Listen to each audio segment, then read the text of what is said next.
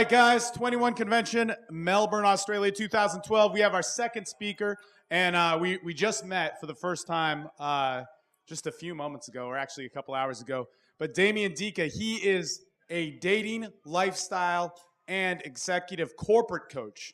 I'm actually really excited to hear what you got to talk about because he explained his speech a little bit. I'll let him do it, but I personally feel it's stuff that we need to be focused on a little bit more in this whole realm of personal development and everything the 21 Convention is about. Damien, come up.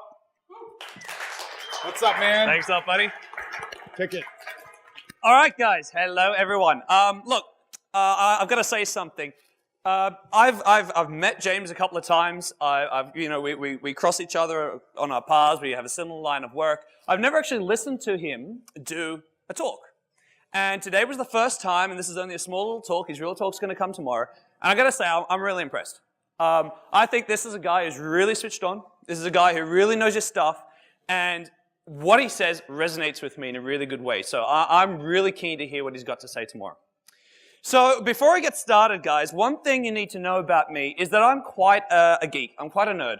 I pretty much burn through a book, one or two a week. I get through one or two books a week. They're always on the topic of human behavior. Right now, I'm following a Stanford University course on human behavioral biology. So you're going to cop a little bit of that from me today, starting right now. So what I want from you all is I want to get you all in exactly the right chemical state in your brains, in your body. I want the right chemicals in your brain to best facilitate, brain plasticity. That is neuroplasticity, your ability to learn quickly and take on new learning patterns and behaviors as quick as possible. How am I going to do that, guys? I'm going to do that by showing you a picture that's going to get your attention. Because there's something interesting about it, man. Wait, take a minute. Because we all have to work out which ass we prefer, right? Good, now that we've all got locked in. What has happened now, guys, is we have a new set of hormones running through our body. Those hormones are going to help us learn. Why? Because oddly enough, a man's brain doesn't learn nearly as quickly as when he's got sexy women on the mind. So, who am I, guys? My name's Damien Diecke. And I am a dating coach. I run a dating coaching company in Sydney, and I coach men and I coach women. I run these courses in Sydney, in Melbourne, in Perth, in Brisbane, and I was just over in Vegas a little while ago. Heading off to Thailand. But guess what, guys? I'm not talking to you about dating coaching today. That's not my thing. What is going on with these slides? Come on, you. Hello, there we go again. Apparently, these are filtering through all in the room. That's okay. I'm also a qualified life coach, by the way. I'm certified, diploma, NLP, hypnosis, you get it. I'm not going to be talking to you guys about life coaching. I'm not going to be talking to you about NLP. I also run corporate events, as was mentioned to you in the beginning. That's actually one of the reasons that brought me down here outside of the 21 Convention. I had to come down for an event. I had to come down, I had to have an interview with guys. What happens is, I don't advertise. I don't advertise to run these sales and marketing programs. Word of mouth spreads, and what happens is, they fly me around and I do these corporate training things. But guess what? No, I'm not talking about sales. I'm not talking marketing today. What am I talking about, guys? I'm talking about how to be happy. Why am I talking about how to be happy? You guys are here. You're here to learn a whole lot of interesting things, and this is an epic event. The reason why it's epic is because it's a chance for guys to learn a whole lot of important skills. Learn a whole lot of things that's going to improve their lives, going to do something for them. And you're all here because you want to learn something. You want to learn, how am I going to be more successful with women? How am I going to be healthier? How am I going to be more fit? How am I going to improve my body? How am I going to improve myself as a man? Why do you want that?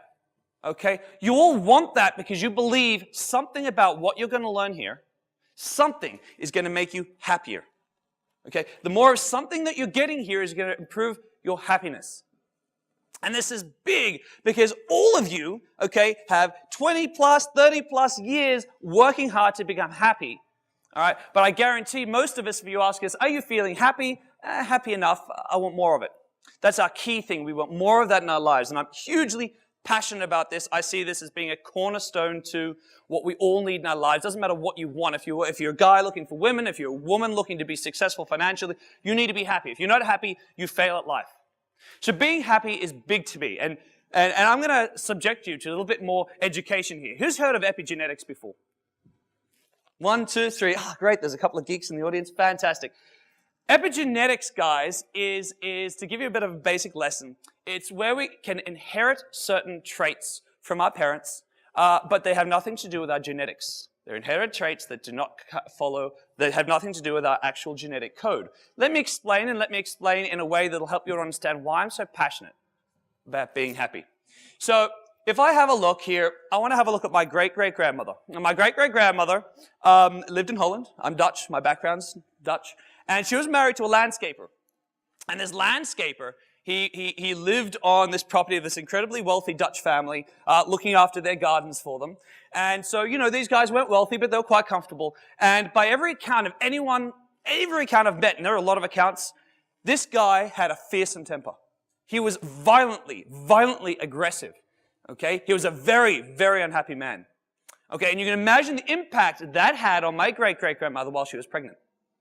So while my great-great-grandmother was pregnant, okay, with my great-grandmother pregnant with my grandmother, what happened is all these hormones flushing through her system, all these stress hormones, they're called stereotypically glucocorticoids, flushing through her body while this baby's in her tummy. What's happening is this baby is learning, okay, not cognitively, but its body is learning, the world I'm going to go into is dangerous.